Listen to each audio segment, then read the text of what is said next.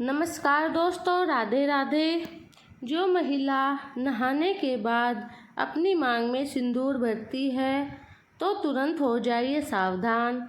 एक छोटी सी भूल आपके पति की आयु को कम कर सकती है, आपके घर में दरिद्रता आ सकती है। माता लक्ष्मी आपका घर तुरंत छोड़कर चली जाएगी और आपका परिवार बर्बादी के रास्ते पर पहुंच सकता है। आज मैं आपको यह रहस्य बताऊंगी जो देवी पार्वती ने माता लक्ष्मी को समझाया था। यह सुनकर आपके होश उड़ जाएंगे, क्योंकि बहुत सी महिलाएं अनजाने में यह गलती रोज़ करती रहती है। और मांग में सिंदूर भरना यह एक रस्म नहीं होती है, यह सुहागनों का सबसे प्रतीक होता है। हिंदू समाज में वैवाहिक महिलाओं के लिए सिंदूर लगाना एक महत्वपूर्ण श्रृंगार माना जाता है। यह आपके पति के दीर्घायु का प्रतीक है, यह माता लक्ष्मी के प्रतीक है। लेकिन गलत तरीके से सिंदूर लगाया जाए और गलत तरीके से यही सिंदूर आपके परिवार के सदस्यों के लिए भी अभिशाप बन जाता है और आपका पति दिन रात मेहनत करता है लेकिन फिर भी धन नहीं टिक पाता है।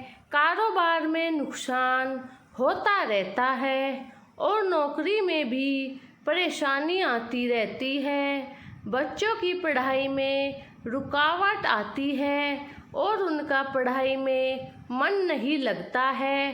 पति पत्नी में लड़ाई झगड़े भी होने लगते हैं, घर में क्लेश बना रहता है, माँ बाप का स्वास्थ्य भी खराब रहता है, घर में चिड़चिड़ापन भी रहता है।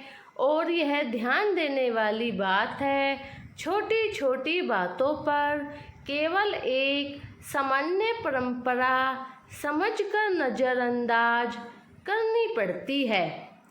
धार्मिक मान्यताओं में सुहागनों की कुछ चीज़ों को बहुत ही पवित्र माना गया है और सिंदूर को भी इसी भाव से देखा जाता है। अक्सर महिलाएं सोचती है कि उनके सिंदूर लगा लिया है, बस उनका कर्तव्य पूरा हो गया है। लेकिन सिंदूर लगाने से भी कुछ धार्मिक परंपरा बताई गई है।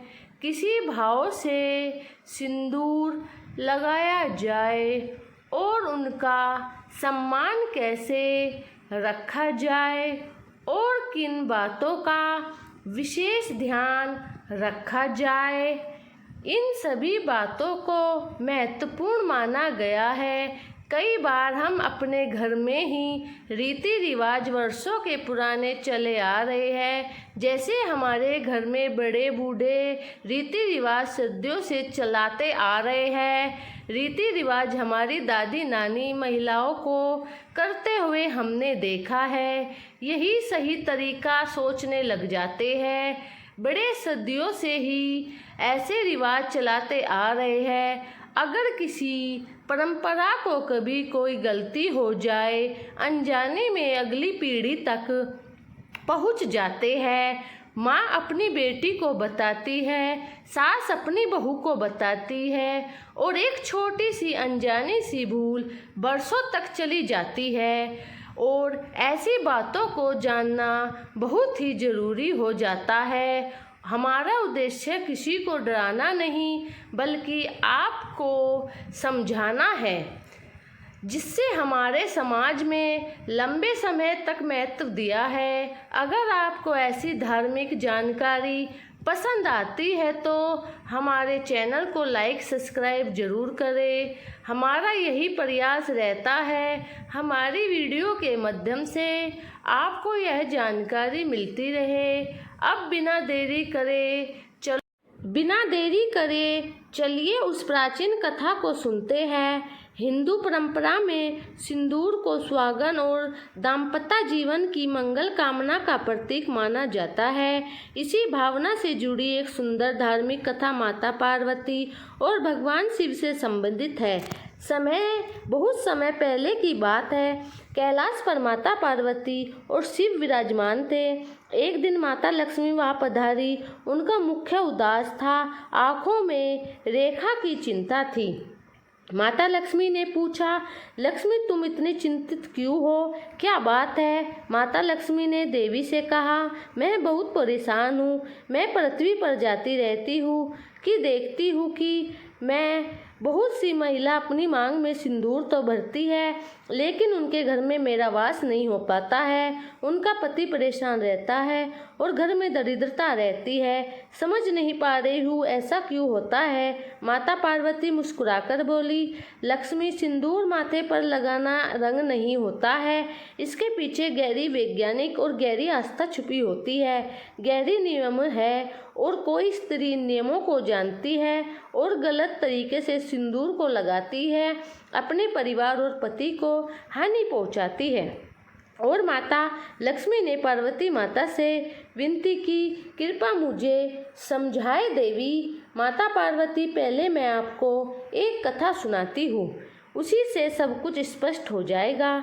मान्यता है कि भगवान ने वीरा और धीरा नाम के दो युवक और युवती को बनाया और उनको खूबसूरती भी सबसे अधिक दी।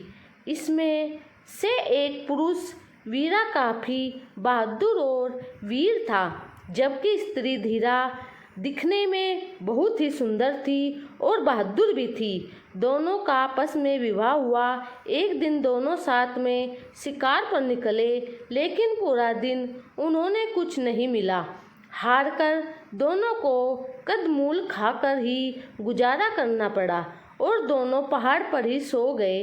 प्यास लगने पर वीरा पास के जलाशय से पानी लेने गया और धीरा वहीं बैठकर उसका इंतजार करने लगी। उसी वक्त रास्ते पर वीरा पर कालिया नाम के शख्स ने हमला कर दिया, जिससे वीरा घायल होकर जमीन पर गिर पड़ा।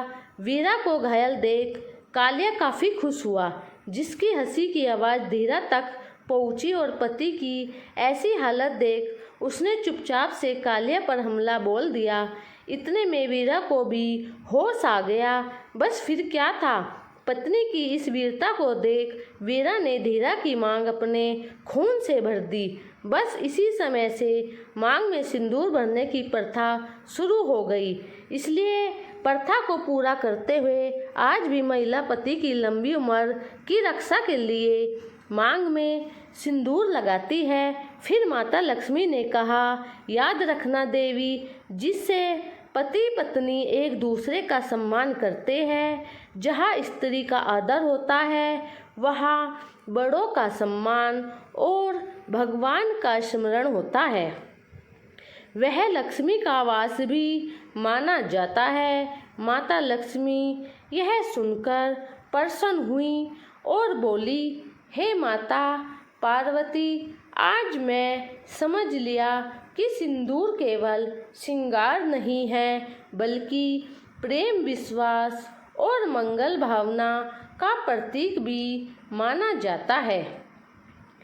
माता पार्वती ने कहा, हाँ देवी, इसलिए किसी भी स्त्री को उसके सिंदूर से नहीं, बल्कि उसके संस्कार पर कर्मों के सम्मान देना चाहिए। फिर माता पार्वती ने सभी सुहागन स्त्रियों को आशीर्वाद देते हुए कहा, जो स्त्री श्रद्धा और प्रेम से अपने दाम्पत्य जीवन का सम्मान करेगी और परिवार से प्रेम बनाए रखेगी और अच्छे कर्म करेगी, उसके जीवन में सुख, शांति और मंगल भावना बनी रहेगी। माता लक्ष्मी ने माता पार्वती को प्रणाम किया और कहा, हे माँ, यह संदेश आप सभी स्त्रियों तक जरूर पहुँचाना। जय माँ पार्वती, जय माँ लक्ष्मी, हर हर महादेव।